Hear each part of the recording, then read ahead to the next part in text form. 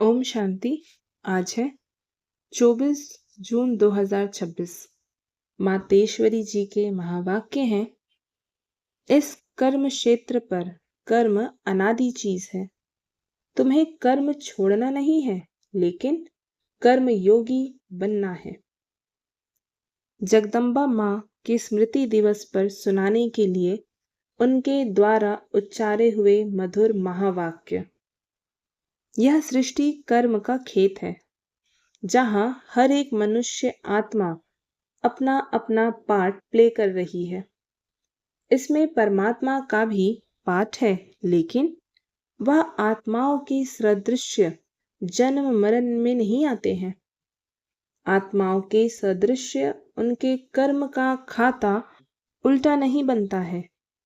वह कहते हैं, मैं तो सिर्फ तुम आत्माओं को लिबरेट करने आता हूँ, इसलिए मुझे लिबरेटर, बंधन से छुड़ाने वाला, गति सदगति दाता कहते हैं।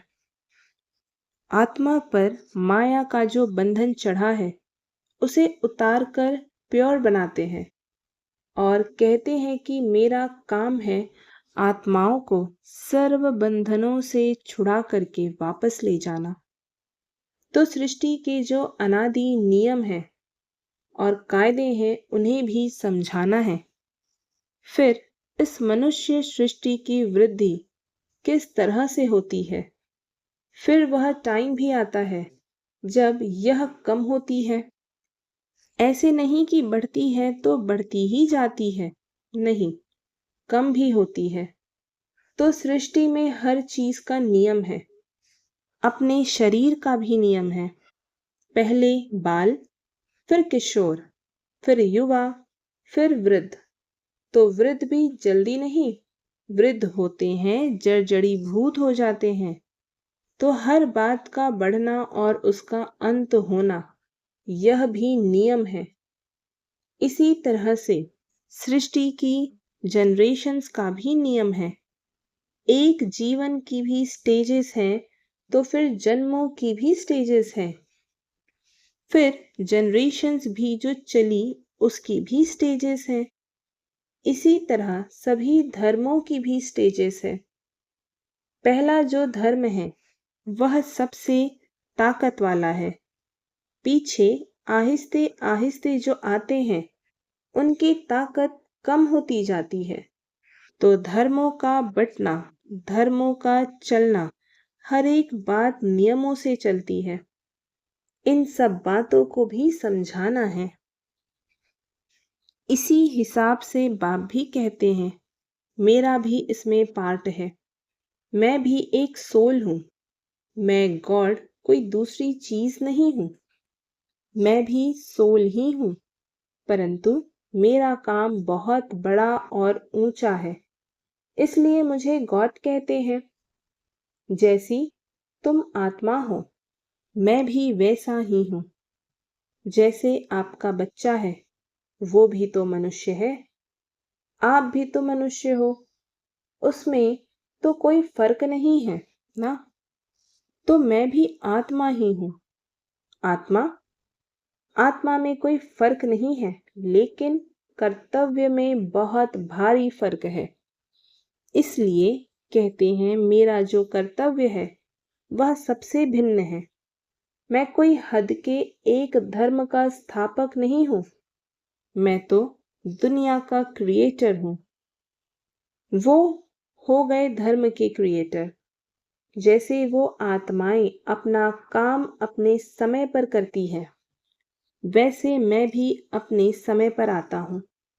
मेरा कर्तव्य विशाल है, मेरा कर्तव्य महान है और सबसे निराला है।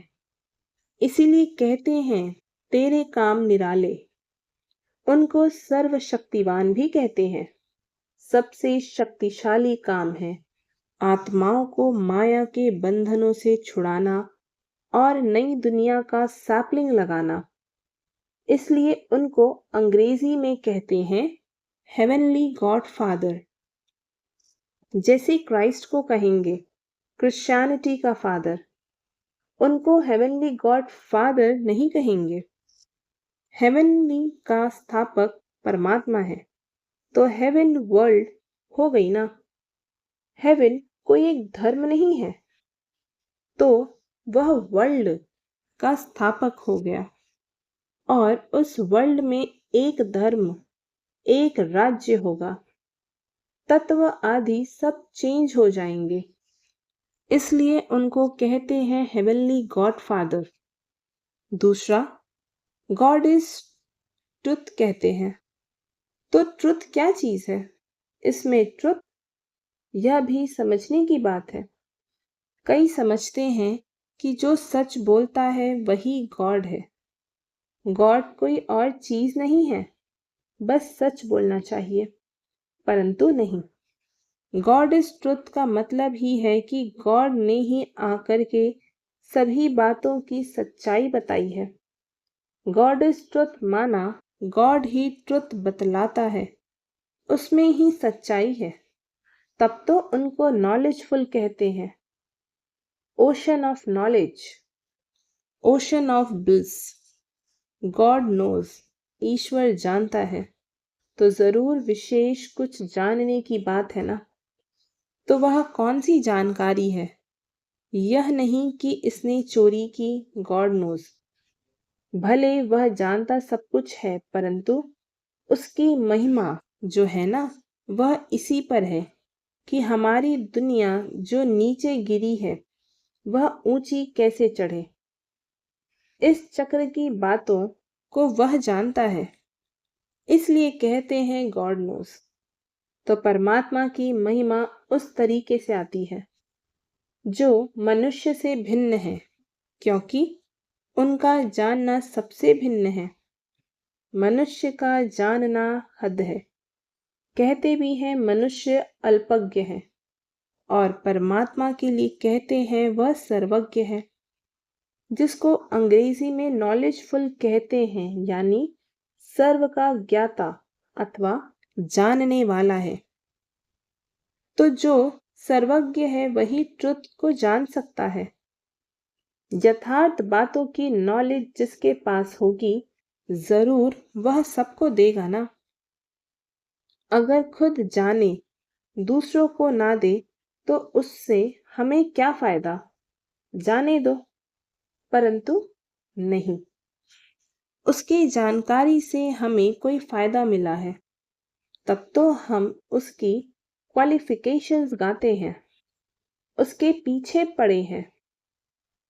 कभी कुछ भी होता है तो कहते हैं हे भगवान, अब तू यह कर, खैर कर, रहम कर, मेरा दुख दूर कर। तो हम उससे मांगते हैं ना, उससे कुछ संबंध है ना, इसलिए उस तरीके से याद करते हैं जैसे उसने हमारे पर कोई एहसान किया है। अगर कभी किया ही नहीं होता तो हम क्यों उसके लिए माथा कुट्टी करते? जब कोई मुसीबत के समय मदद करता है तो दिल में आता है कि इसने बड़ी मुसीबत के समय मुझे हेल्प की थी, समय पर मेरी रक्षा की थी, तो उसके प्रति दिल में प्रेम रहता है। तो परमात्मा के प्रति भी ऐसा ही प्रेम आता है कि उसने हमारी समय पर मदद की है, परंतु ऐसे नहीं कि कभी कोई मनुष्य का अच्छा हो गया तो कहें यह भगवान ने किया। बस भगवान ऐसा ही करता है, लेकिन उसका बड़ा काम है, वर्ल्ड का काम है, दुनिया के संबंध की बात है। बाकी ऐसे नहीं कि किसी को थोड़ा पैसा मिल गया, यह भगवान ने किया। यह तो हम भी अच्छे कर्म करते हैं तो उस कर्म का फल मिलता है। अच्छे बुरे कर्मों का हिसाब चलता है, उसका भी हम पाते रहते हैं। लेकिन परमात्मा ने आकर के जो कर्म सिखाया, उसका जो फल है वह अलग है। अल्पकाल का सुख तो बुद्धि के आधार पर भी मिलता है, परंतु उसने जो नॉलेज दी उससे हम सदा सुख पाते हैं। तो परमात्मा का काम भिन्न हो गया ना, इसलिए कहते हैं कि मैं ही आकर के कर्म की जो यथार्थ नॉलेज है वो सिखाता हूँ, जिसको कहा है कर्म योग श्रेष्ठ है। इसमें कर्म को घर गृहस्थ को छोड़ने की बात नहीं है, सिर्फ तुम अपने कर्मों को पवित्र कैसे बनाओ उसकी नॉलेज मैं बतलाता हूँ। तो कर्म को पवित्र बनाना है, कर्म छोड़ना नहीं है। कर्म तो अनादि चीज है, यह कर्म क्षेत्र भी अनादि है। मनुष्य है तो कर्म भी है, परंतु उस कर्म को तुम श्रेष्ठ कैसे बनाओ वह आकर के सिखाता हूँ, जिससे फिर तुम्हारे कर्म का खाता अकर्म रहता है। अकर्म का मतलब है कोई बुरा खाता नहीं बनता है। बाप कहते हैं, मैं इस छोटे से संगम युग में तुम्हारे देश इस कॉर्पोरियल दुनिया में तुम्हारे लिए ही आया हूँ। तो कम से कम जितना टाइम है उतना टाइम तो कुछ हमारा ख्याल करो। बाबा के बने हो तो कम से कम इतना टाइम तो शुद्ध रहो, फिर तो तुम्हारी ऐसी प्रारब्ध बन जाएगी जो तुम्हें उस दुनिया में मेहनत नहीं करनी पड़ेगी। अभी थोड़ी मेहनत की बात है। अभी तुम कैसे भी करके मर मिट करके भी पवित्र रहने की प्रतिज्ञा करो। अपनी दृढ़ता रखो, अपनी धारणाओं में रहने का पूरा प्रयत्न करो। बाप तुम्हें साफ साफ बतलाते हैं, तुम सिर्फ इतने थोड़े टाइम के लिए यह मेहनत करो। मैं तुम्हें और कोई मेहनत नहीं कराता हूँ। तुम्हें जितना मिलता है उसकी भेंट में कोई मेहनत ही नहीं है। ऐसे नहीं सिर्फ कहते रहो कि मैं यह करूँगा, वह करूँगा। दुनिया क्या कहेगी, वह क्या कहेंगे? अरे दुनिया क्या कहेगी, छोड़ दो उसे। अभी यह दुनिया ही जाने वाली है, अब तो मौत सामने खड़ा है। तुम इतना लंबा चौड़ा जो बनाकर बैठे हो यह सब वेस्टेज कर रहे हो। अभी बाप कहते हैं उस वेस्टेज को बचाओ। इस शरीर निर्वाह के लिए जितना चाहिए उतना भले करो, जितना तुम्हारा क्रिएशन के साथ हिसाब किताब है उतना करो। मैं कहाँ संभाल लूंगा, इसे तुमको भी संभालना है। जो जरूरी है वह तो तुमको फ्री करता हूँ, लेकिन अभी यह जो एक्स्ट्रा रच रहे हो उसके लिए मना करता हूँ, क्योंकि अभी वह तो गिरना ही है, क्योंकि अपना फालतू समय गंवा रहे हो। इन फालतू के झंझटों से ही तुम दुखी हुए हो। उन झंझटों से तुम कैसे छूटो वही तो तुम्हें बतलाता हूँ। फिर भी बैठ करके अनेक बहाने लगाना यह कहाँ की रीति है। फिर बाप भी कहते हैं कि देख लेना, अभी अगर मुझे सीधी उंगली नहीं देते हो, हाथ नहीं देते हो, तो फिर मैं ऐसे नाक पकड़ के ले चलूंगा। नाक पकड़ेगा तो फिर दम घुटेगा, फिर दुख होगा, सजाएं खानी पड़ेगी ना। इसलिए कहते हैं अभी हाथ में हाथ देकर सीधा चलने का टाइम आ गया है। अगर सीधी तरह से नहीं चलेंगे तो फिर मेरे हाथ में तुम्हारा नाक भी तो आएगा, फिर देख लेना। फिर उस समय कुछ नहीं हो सकेगा, ना कुछ कर सकेंगे। इसलिए बाप कहते हैं बच्चे, अब तुम मेरे होकर के मेरे पास आकर के मेरी बातों को सुन करके अगर फिर भी कुछ नहीं किया तो उनके लिए बहुत कड़ी सजाएं हैं। इसलिए जिन विचारों को पता नहीं है उसकी तो बात अलग है, बाकी जिन्हों को पता है, जो बैठ के सुन के फिर इन्हीं बातों में गफलत की, तो उनकी तो खैर नहीं। जैसे 10 गुना फायदा वैसे 10 गुना नुकसान होगा। तब कहते हैं अपने नुकसान को, घाटे को अच्छी तरह से समझो। अच्छी तरह से कुछ तो अपनी बुद्धि खोलो। अभी बाप से बुद्धि योग लगाएंगे तो ताकत मिलेगी। तो इन सभी बातों को समझो, भूलो मत। अभी यह जो समय चल रहा है इसे पहचानो। जरा आंखें खोलो, बुद्धि खोलो और समय का पूरा फायदा लो। अपनी पूरी तकदीर जगाओ। कहते भी हैं जैसा संग वैसा रंग होता है। इसलिए जिसमें अभी यह धारणा पूरी नहीं होगी तो माया के संग का रंग लग जाएगा। तब तो कहते हैं hear no evil, see no evil, talk no evil. कई ऐसे इविल्स हैं जो यहाँ भी कईयों को छोड़ते नहीं हैं, फिर एक दो के संग दोष में आ जाते हैं। तो कहते हैं ऐसे संग दोष से बचे रहो।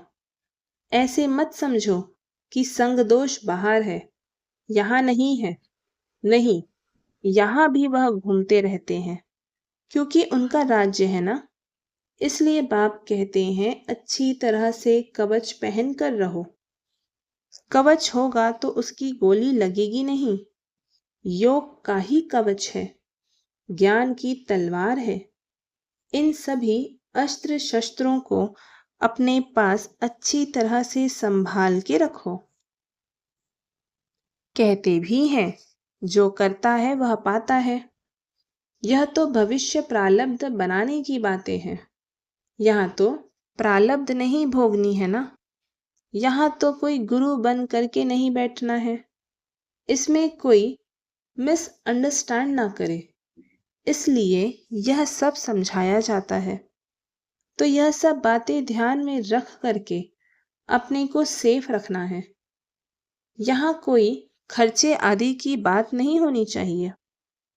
अभी यह सब खर्चा दूसरों के कल्याणार्थ ही यूज करना है। एक एक पाई भी सब इसी कार्य में लगाना है। अच्छा, ऐसे बाप दादा और माँ की मीठे मीठे बहुत अच्छे खबरदार रहने वाले बच्चों के प्रति याद प्यार और गुड मॉर्निंग। और हम रूहानी बच्चों की रूहानी माता पिता माँ बाप दादा के लिए याद प्यार, गुड मॉर्निंग और नमस्ते।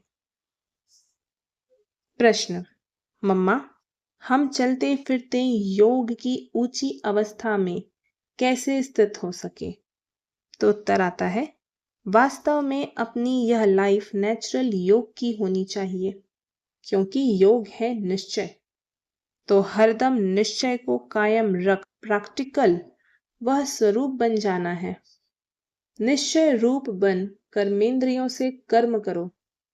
भल स्थूल कर्मेंद्रियों कोई भी कार्य करती रहे, मगर खुद को उस ही सुख स्वरूप अवस्था में लवलीन रहना है।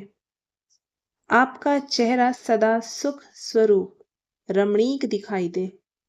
कोई भी अशुद्ध संकल्प विकल्प ना रहे।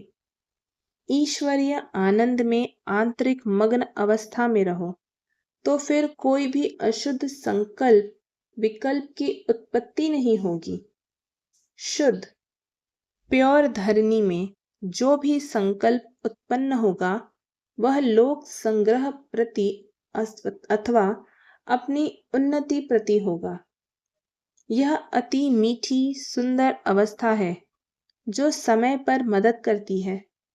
ऐसे ईश्वरीय अलौकिक मीठी प्योर लाइफ बनाने का अब ही गोल्डन चांस तुम्हें मिला हुआ है। तो ऐसी अवस्था बनाने के लिए थोड़ी मेहनत करो। जब हम योग में बैठते हैं तो अंदर में मंत्र पूजा जप आदि कुछ भी नहीं करते हैं। जैसे भक्ति मार्ग में कोई कोई अंदर ही अंदर प्रार्थना करते हैं, माला जपते हैं, मूर्ति को सामने रख फूल चढ़ाते हैं। वह सब कुछ अंदर ही अंदर करते हैं, जिसको मनसा पूजा कहेंगे। लेकिन हमारे योग में हम सिर्फ अपने स्व स्वरूप में स्थित हो सुख स्वरूप बन जाते हैं। अपने मन सहित सभी कर्मेंद्रियों को कंट्रोल कर एकाग्रचित्त बन ईश्वरीय सुख स्वरूप हो जाते हैं।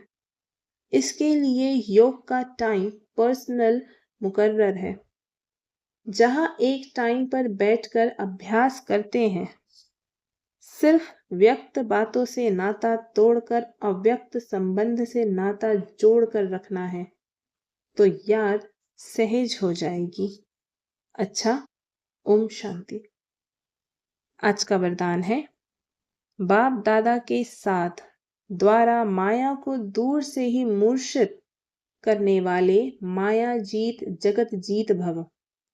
जैसे बाप के स्नेही बने हो, ऐसे बाप को साथी बनाओ, तो माया दूर से ही मूर्छित हो जाएगी। शुरू शुरू का जो वायदा है, तुम्ही से खाऊं, तुम्ही से बैठूं, तुम्ही से रूह को रिझाऊं, इसी वादा प्रमाण सारी दिनचर्या में हर कार्य बाप के साथ करो, तो माया डिस्टर्ब कर नहीं सकती, उसका डिस्ट्रैक्शन हो जाएगा। तो साथी को सदा साथ रखो।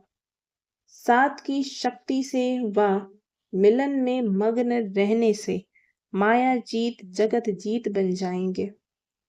स्लोगन, अपनी ऊंची वृत्ति से प्रवृत्ति की परिस्थितियों को चेंज करो। ये अव्यक्त इशारे सदा हर्षित रहने के लिए अपनी नेचर को सरल बनाओ, सहनशील बनो। अव्यक्त स्थिति रूपी दर्पण को साफ और स्पष्ट करने के लिए सरलता, श्रेष्ठता और सहनशीलता, इन 3 बातों पर ध्यान दो। अगर तीनों में से एक भी बात की कमी है, तो दर्पण पर भी कमी का दाग दिखाई पड़ेगा। इसलिए जो भी कार्य करते हो, उसमें साधारणता दिखाई ना दे। साधारणपन को श्रेष्ठता में बदली करो। हर कार्य में सहनशीलता और वाणी में सरलता को धारण करो, तब सर्विस में सफलता दिखाई देगी। अच्छा, ओम शांति।